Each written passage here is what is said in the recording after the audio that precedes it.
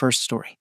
My younger son broke my rule, for I grounded my entitled older son and cancelled his camping trip because my younger one picked it from him. He sulked and ran away, so I gave him a reality check and dragged him back into my house.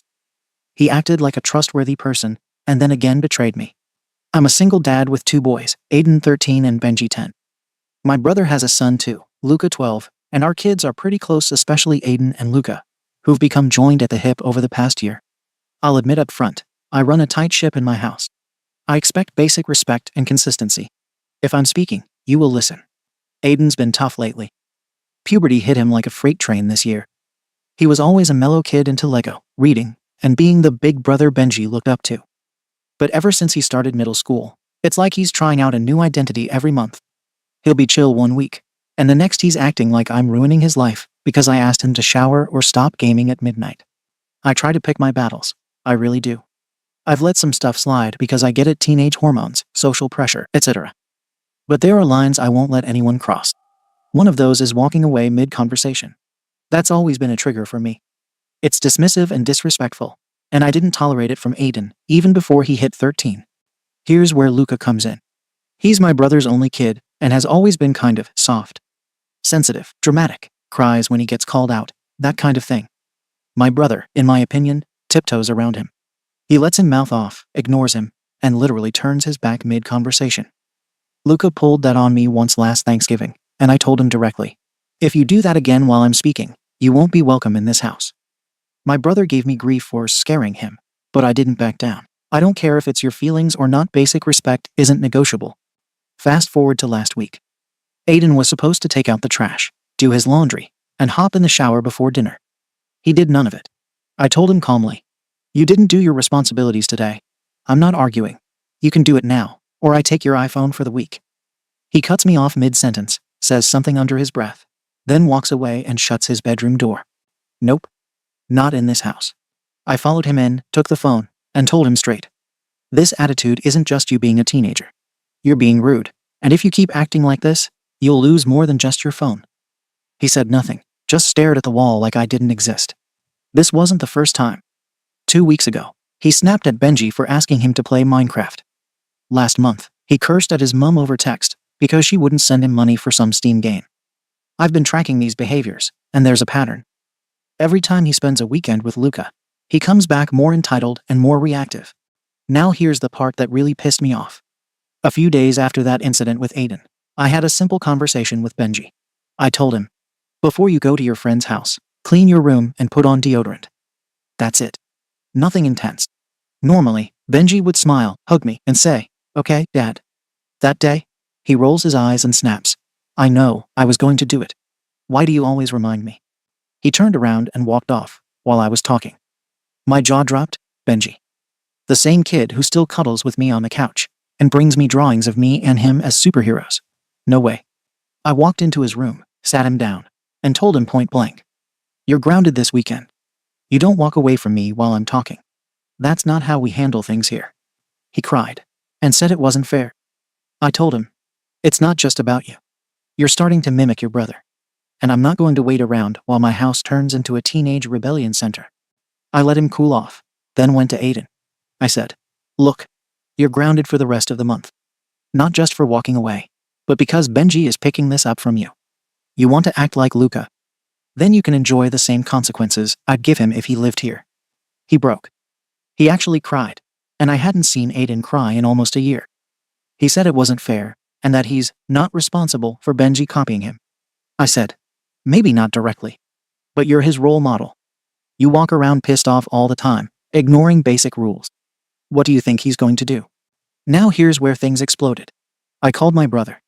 I told him flat out, Luca is becoming a bad influence. He's constantly rude to you, and now my kids are starting to act like him. You need to fix this. He got defensive immediately. Said I was overreacting and micromanaging everyone's parenting. I said, if your kid can't handle basic discipline without crying and turning his back, that's not my problem. But when my sons start acting like him, it becomes my problem. He told me he wasn't going to be told how to raise his son. I said, then don't bring your son around mine. Because if he walks away from me or turns his back while I'm talking, it'll be the last time he's in my house. Then he dropped the bomb. He said, maybe it's best if we keep the kids apart for a while. Which would be fine. Except he's the one who planned the big camping trip next weekend with all 3 boys. I told him straight if he wants to flake on the camping trip because he's butthurt over me calling out his parenting, then fine. But I'm not going to pretend like this isn't affecting my household. My kids don't live in a bubble. If they spend hours every weekend with a kid who gets to mouth off, walk away, and treat adults like they're optional, then I'll see the effects. And I am. I saw it with Aiden. Now I'm seeing it with Benji. I'm not going to wait around and hope it just stops. After that call, my brother stopped replying to texts. I sent one more saying, if you're backing out of this trip, tell me now so I can make other plans for my kids. Nothing. Total silence. Meanwhile, Aiden moped around for a day and then went into full sulk mode. I didn't feed into it. He lost his phone, Xbox access, and weekend plans until the end of the month. I made it clear that disrespect has real consequences, and if he wants to earn his privileges back, it starts with fixing his tone and stopping the passive-aggressive crap. Benji's been quieter since his grounding, but honestly, I think it shook him the right way. He's not used to being in trouble. I sat him down and explained it again. You're not in trouble for being upset. You're in trouble for being disrespectful.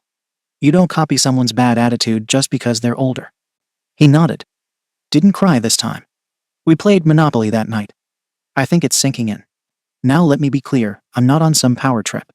I'm not obsessed with controlling every emotion in my house. But walking away mid-conversation is something I will not tolerate, period. It's not about ego. It's about the precedent it sets. If I ask you to take responsibility and your response is to shut down or shut a door, that tells me you're not ready for freedom. You're not ready for choices. Some people might say I'm being too strict, that I should connect more with Aiden or let Benji express himself. I'm not raising roommates. I'm raising men. And part of being a man is learning how to face a conversation, even when you don't want to. Especially when you don't want to. As for Luca, I don't care how emotional he is. I've seen him straight up ignore my brother while he's talking. He did it at a family BBQ in July. My brother told him to put his phone away and help bring stuff in from the car. Luca rolled his eyes, turned away, and said, I'm busy. Then just walked off. My brother laughed it off and said, he's just tired. Tired, my arse. That's learned behavior. That's what happens when there's no accountability. And now my kids are starting to mirror it. I cut that off the second I saw it. And what pisses me off the most is this. I told my brother months ago this was going to be a problem. I said, if you don't start checking that attitude now, it's going to spread. He said I was being paranoid. That kids are just moody sometimes. Now here we are, and he's silent when it actually affects someone else's household. So no, I'm not walking back my decision. Aiden is grounded for the month. Benji's grounded for the weekend. Luca is not welcome to stay over at my house until I see a serious change in how he talks to adults, not just me, but his own dad. And if my brother wants to keep pouting and kill the camping trip, that's on him.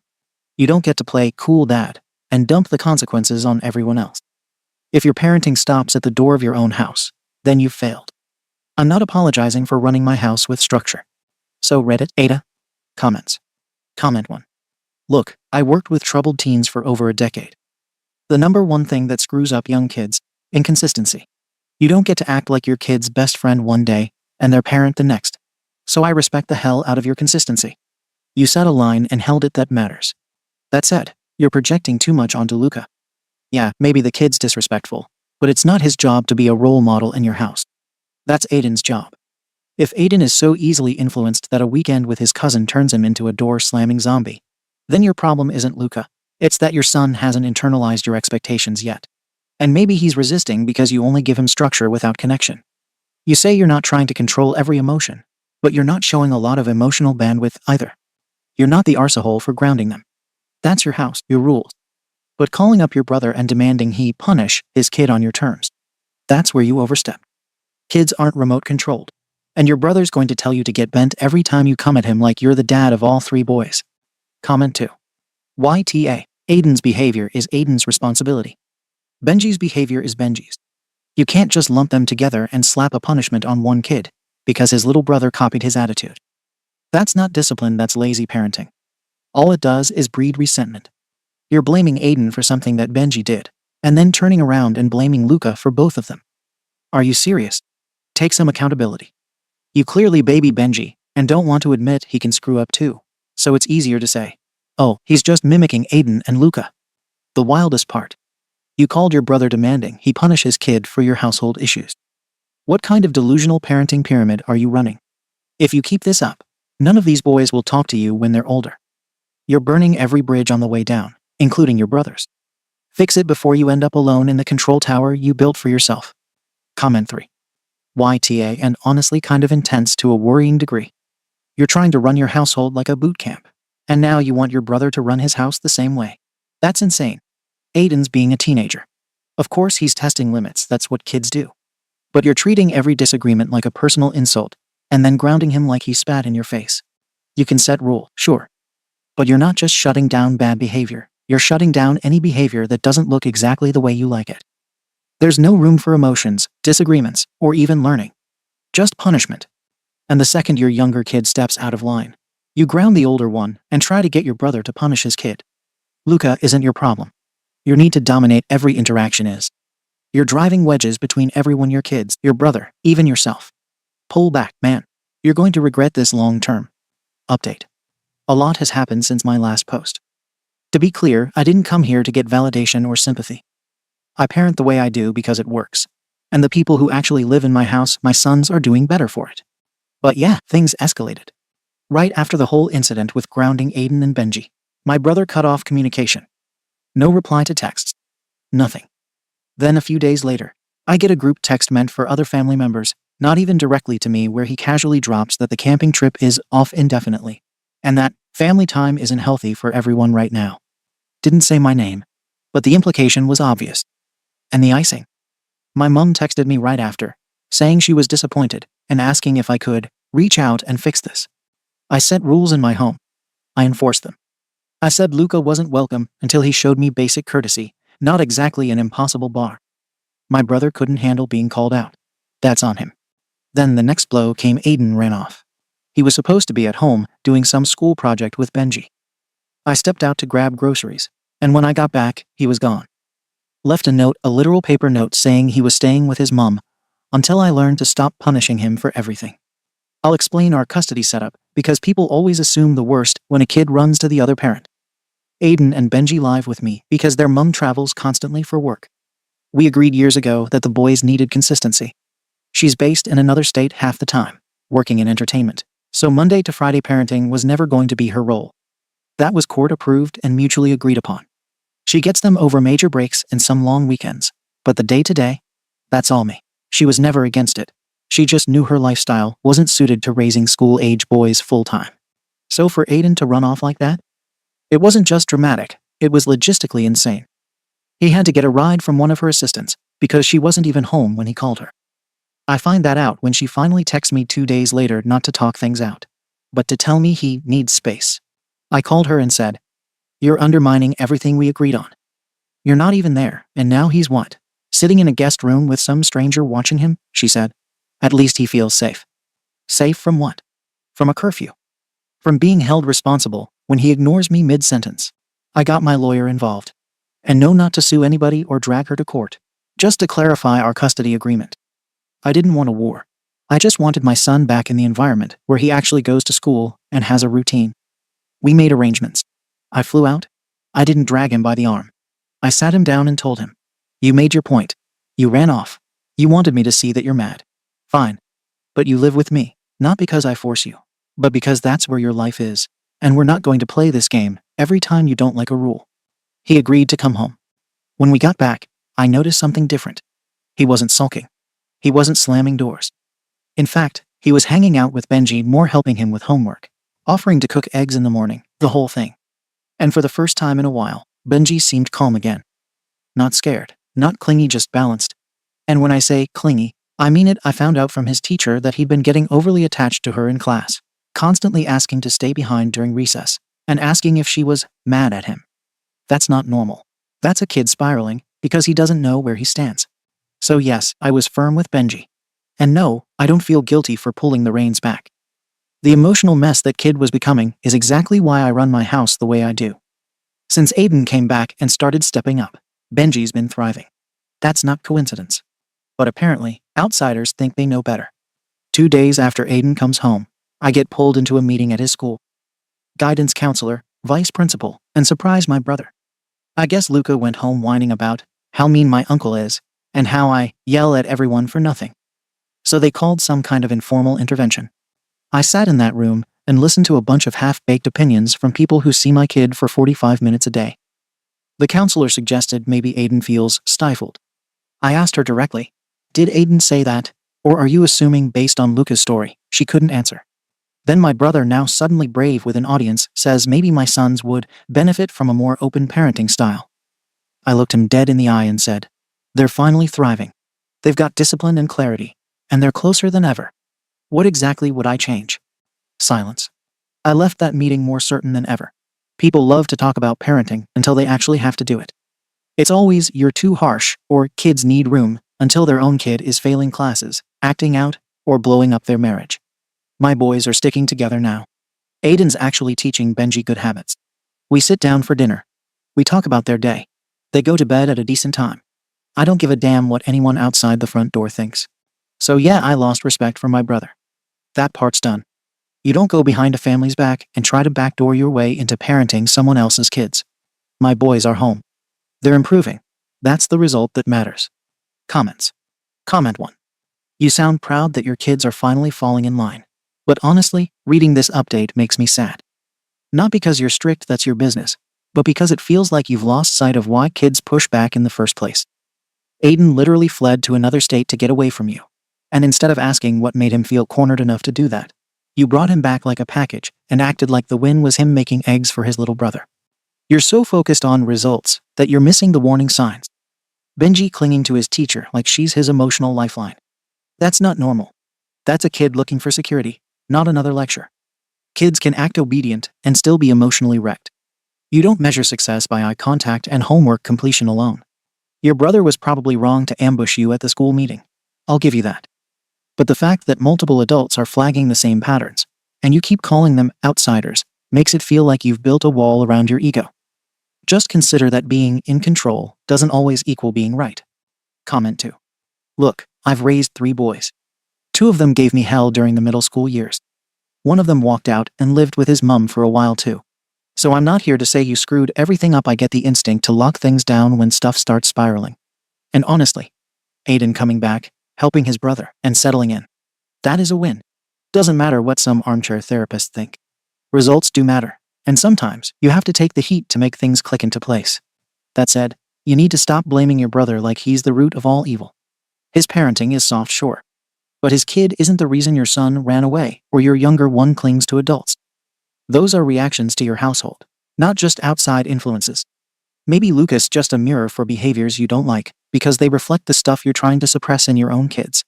Be proud of what you fixed. But don't double down so hard that you miss the next red flag. Trust me, teenage peace is always temporary. Comment 3. I'm not sure what's more off-putting, the fact that your son ran away and your takeaway was basically, he made a scene but came back, or that you walked into a school meeting and told professionals they don't know what they're talking about because you're raising real men. You talk like a drill sergeant, but your whole house is showing symptoms of emotional exhaustion. You say Benji is doing better, but he was emotionally spiraling enough to treat his teacher like a lifeline. That's not balanced. That's survival behavior. Aiden came back cool, but you didn't hear him. You handled him. And your brother.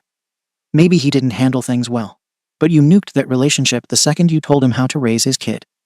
You act like you're the only one in the arena, but everyone else is just trying to not get burned by your flamethrower. Honestly, man, you can win every battle in your house, but you're setting yourself up to lose the war when these boys are old enough to leave for good. Update. I'm writing this after months of silence because my entire life fell apart. And honestly, I don't even know where to start. You know how in my last update I said the boys were finally getting along, Aiden was stepping up, Benji was calming down, and the house was feeling normal. Yeah, well, that was all bullshit.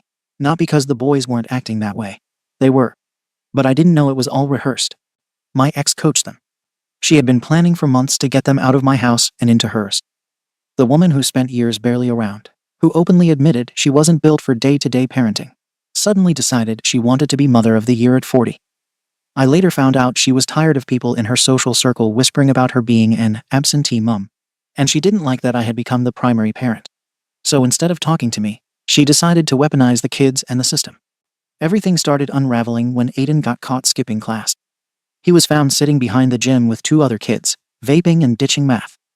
The school called me first. I showed up, pissed but calm. But Aiden had a whole different response. He exploded. He shouted that he skipped because he couldn't handle living with me, that I watch everything he does, and that he would rather fail school than go home. I was blindsided. None of this had come out at home. He'd been polite, helping Benji, doing homework, everything I thought we were rebuilding. The school counselor pulled me into her office and said Aiden told her he's scared of me. That I make him feel trapped. She didn't even try to hide the judgment in her face. I denied it, obviously, because nothing they described matched what actually went on in my house.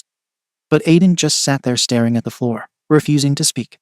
I told the counselor that he could skip class because he was copying his cousin Luca, who had done the same thing last year. My brother apparently told the school counselor that. But instead of backing me up, my brother acted like he didn't know what I was talking about. I shouldn't have been surprised. The man has a spine made of wet cardboard. A week later, CPS showed up at my door. Apparently, Benji had told his teacher he walks on eggshells at home. That he tries really hard to be perfect so dad isn't disappointed. And then the kicker. He said sometimes he wished he lived somewhere less tense. I swear to God, when CPS repeated those words, my stomach flipped. Not because they were true, but because that exact phrasing was something my ex had said to me years ago, when she was trying to guilt-trip me during our separation. It wasn't Benji's language. It was hers, word for word. I asked CPS who made the report. They wouldn't tell me, but I knew, obviously. And later it was confirmed she went to them saying I intimidate the boys. A vague, stretchy accusation perfect for someone who wants to stir the pot and then play innocent. Everything spiraled from there. My ex filed for custody modification. She suddenly wanted 50/50ths or full custody, depending on which lawyer letter you read. Her argument. The boys don't feel emotionally safe with me. The same boys who ate dinner with me every night, played games with me, went on hikes with me, hugged me, and laughed with me. The same boys who, until a month earlier, were doing chores and cracking jokes in the kitchen. Then I found out the truth. The boys admitted not to me, but to my sister that their mum told them to just keep it together a little longer, meaning act polite, listen, help around the house, and be good brothers so they could get out of dad's custody without trouble. She told them CPS won't believe us if you act wild, and that they have to work together. So they did. They acted like the ideal siblings, responsible, polite, and supportive. It was all coordinated. When my sister told me, I felt sick. Not angry sick. Because that meant Aiden's apology, his early breakfasts, the way he helped Benji with homework. None of it was real. It was rehearsed. A team effort. My boys are working together, but not for the reason I taught them. Not to be accountable, not to look out for each other, not to be good men. They did it to get away from me. The custody hearing was ugly. My brother testified for my ex. Of course he did. My ex cried on the stand. My kids sat there stiff and silent. CPS didn't find any abuse, but they said emotional tension exists in the home. Which, sure, when your ex weaponizes your children, tension tends to pop up. I didn't lose custody completely, but it got reduced so sharply that it might as well be. Benji now lives with her half the time. Aiden chose to stay there full time, for now, and the court allowed it because of his age. The kid who used to ask me to tuck him in now barely answers my texts. The kid I grounded for walking away now won't even face me in court hallways. My ex is smug as hell. Pretends she didn't want things to escalate. Claims she just wanted the boys to feel heard. She's a manipulative arsehole who used the kids to fix her reputation. I'm not shy about saying it. She couldn't handle being seen as the fun visitor mum anymore, so she rewrote the narrative and made me the problem. My brother? Spineless. Picked the side that caused him the least stress. He knows damn well what she did, but he stands there nodding like a bobblehead because conflict makes him sweat. And me. I hate everything going on in my life right now. But I still love those boys. I always will. I didn't try to raise soldiers. I didn't try to break them. I tried to raise kids who had each other's backs, who didn't leave each other behind, who stepped in when someone was slipping. They did learn that lesson. They stuck together. They coordinated. They kept each other in check. They just used it against me. And that's what hurts the most. Comments. Comment 1. I'm not going to coddle you, you helped create this mess too. You might not be manipulative like your ex, but you're rigid as hell, and your tone in both posts screams, my way or screw off. That works until your kid has another option. Then they screw off. I believe you love your sons, no question. And yeah, your ex played dirty 100%. But you treated parenting like a one-man campaign. I teach discipline. I enforce respect. Okay, cool. But where's the relationship in that? Where's the emotional safety? Where's the softness? You had 2 sons begging to be heard, and the second they showed signs of rebellion, you cracked the whip harder. That made your ex's pitch look real good to them, whether she was full of SHT or not. Also, your brother sucks. It was a complete coward move to testify against you when he knows what she's like. But the core issue here? You didn't see your kids changing until they turned on you. That's on you, too. Next time, lead with connection before correction. Comment 2. Dude, this whole story is tragic. And what's worse is you still think you were in control. You got played by everyone. Your ex used your kids. Your brother sold you out. Even your own parenting logic turned against you because you trained them to think like a unit, take accountability for each other, and stick together under pressure. They did that. Just not for you. You raised kids who don't need you.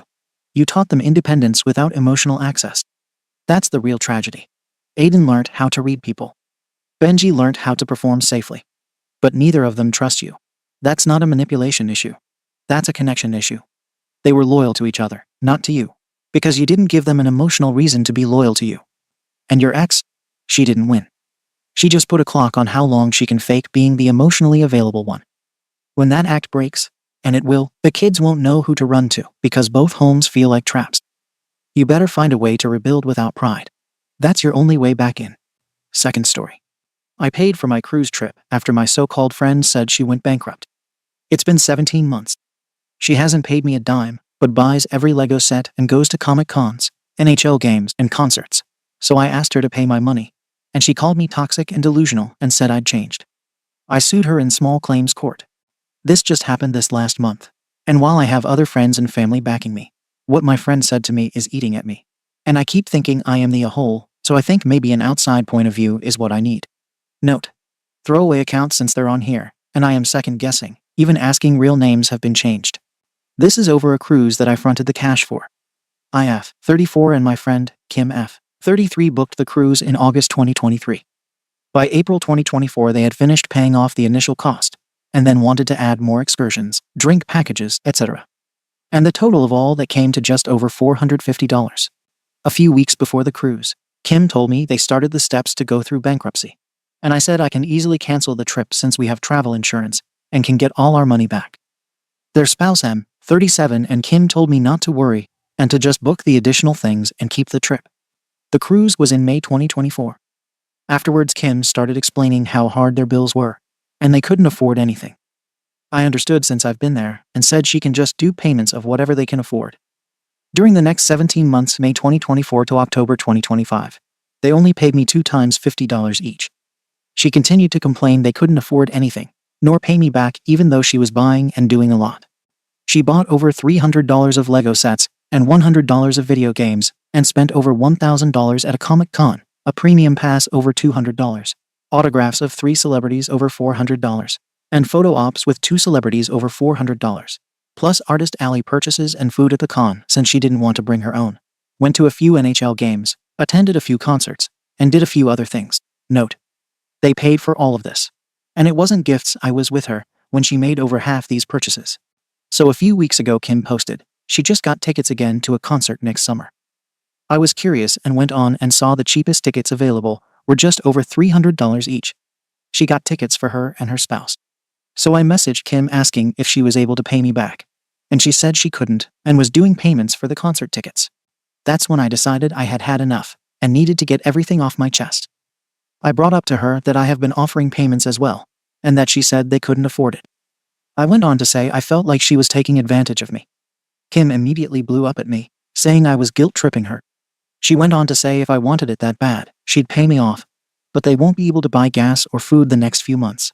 When I tried explaining why I felt the way I did, and that they had 3 incomes in their household, her husband, and her father, when I had only mine, and pointed out a lot of the stuff she bought, and I said I didn't like how she was gaslighting me, she immediately started saying I was toxic and delusional, and that I valued money over friendship. In the end, I told her if they're hurting that bad, she can keep the money, and I blocked her on all social media, frustrated and needing a break. Seeing I blocked her, she blew up again and said I changed and improving, I don't care about people struggling, and I am in the wrong for only caring about money over our 20 plus years of friendship. So now I am questioning if I was really the a-hole or not. Side note. No, this wasn't just over the money either. I always felt awkward around her because of some of the sketchy/questionable things she's done. But the money was the final straw, I guess. Comments. Comment 1. OP. Take her to small claims court. Get the money. And end this toxic friendship. OP. I don't know if small claims court is worth the leftover $350-ish she owes me. Been told it could be a few $100s to take someone to court. Comment 2. You just pay the filing fee. It is really simple to look up how much it costs for your counticity. OP. It seems to be a lot cheaper than I heard from others who did it. Definitely will be looking into this more. Thank you. Comment 3. NTA. But I think you've learned a valuable lesson here. When do you loan money? You need a contract. Even with friends, even with family. She is and has been taking advantage of you, so do not lend her money again, even if you reconcile the friendship. From here on out, be very careful about lending money. OP. Thought I could trust her. Especially since she paid the initial portion of the trip back. But after 17 months, it got frustrating waiting for the last bit. So I finally said something. Comment 4.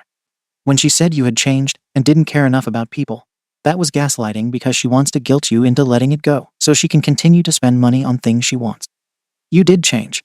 You stopped being a patsy and set boundaries. And you did this because she was mowing you down. And actually, you are showing more care for others by taking care of yourself emotionally. An emotionally healthy person finds more bandwidth towards helping others. Reflect on this, please. Going forward, vow to continue to have healthy boundaries in all of your social interactions. When a person loses their SHT because you have set a boundary and will not let them treat you badly, that's the tell. They value the money more than they value your friendship. In fact, they value it so much more that they are perfectly going to assault you, hate on you, gaslight you, and dump you. She was projecting her own behavior onto you so hard. I'm so sorry this happened to you. And if this answer seemed a bit bossy or arrogant, I don't mean it to be at all. I think you are a brave person. His life is going to continue to get better because you're no longer like a lot of people to make it worse. OP. Yeah, looking back on everything that's happened in our past, she was definitely using me in more ways than one. You're right, I did change. But for the better. I have a new backbone I never had before. Update. So this update came a lot faster than I thought. I do want to thank everyone who gave their suggestions to take my now ex-friend to small claims court. And, of course, end her friendship. Anyways, after multiple people saying I need to take her to court, I decided to try once more to get my money back. I texted her and said I will take her to small claims court if I must. But it isn't right that she promised to pay me back and hasn't. Of course, she started in on the sob story, saying she and her husband will starve and may lose the house if she pays me back. Then got mad when I told her she should just sell her concert tickets she just bought or cancel her Disneyland trip. I found out from a mutual friend they were planning. She didn't reply for a while, and then ended up saying that unlike me, she is a true friend, and at least doesn't let money corrupt her and make her an evil person like I became. But she sent the remaining balance via Venmo. So I got my money back. All $373 she owed was left. I didn't reply, just wanting to be done with her, but got one more long text saying I shouldn't be gaslighting and berating her for wanting to do a childhood dream of hers going to the concert, and that I even have spent money on things I wanted, so she should be able to as well. That her tip money is for fun and not bills, so I have no right in telling her how to spend her tip money. She's glad my true self is showing, and that she needs supportive friends and not those who want her to suffer. After that text, I blocked her on everything. I was done. Thank you, Reddit, for helping me out with this situation. Some of the stuff she said to me is still making me feel like a bad person, but I will say once I completely blocked her, I felt like a weight was lifted off my shoulders. And now that she paid me my money back, I am going to go spend it on something to help me distress lol. Comments. Comment 1. Given the behavior you described in your original post, it's easy to see why she was at risk of bankruptcy. Good grief. OP. Yeah, well, she went through with it. She was talking to a bankruptcy lawyer while we were on our cruise. Though I heard her tell him once when talking on the phone to him that she doesn't have good service because she's house sitting for a friend in a bad service area. Lying to a bankruptcy lawyer really got me second guessing a lot then lol. But 17 months later, I am glad to be able to cut ties officially. Comment 2. You're better off. You don't lend my money that you can't afford to lose, but it's good that you got it back. When I was first married, my ex lent his cousin $1,000. It wasn't really money that we could afford to lose, But he did it without my knowledge. We never got the money back. But this cousin had no problem traveling to Europe twice yearly once he became successful. My ex wouldn't ask for the money, and to this day it hasn't been repaid. Glad this all worked out for you. OP. Yeah, the initial cost of the cruise was covered with travel insurance, and I told her if it wasn't paid off by the deadline to get the money back if we canceled, I would cancel it. So I am sure that's why she paid off the initial balance. But this extra money I fronted for a few excursions, and a beverage package for her didn't have as strict of a deadline. My parents even asked what would happen if she doesn't pay the extra back, and I said I guess she wasn't my friend, but she paid the other back, so she should be good. So yeah, definitely no plans on loaning to friends again. Comment 3. She said they were going to starve and lose the house, and the amount of money was $373. OP. Yeah, and I even offered her payment plans too. She even said she can do $10 a month if needed. But yeah, after 17 months, and seeing her get those concert tickets, I kind of lost it and went off on her, which is where the original post came in.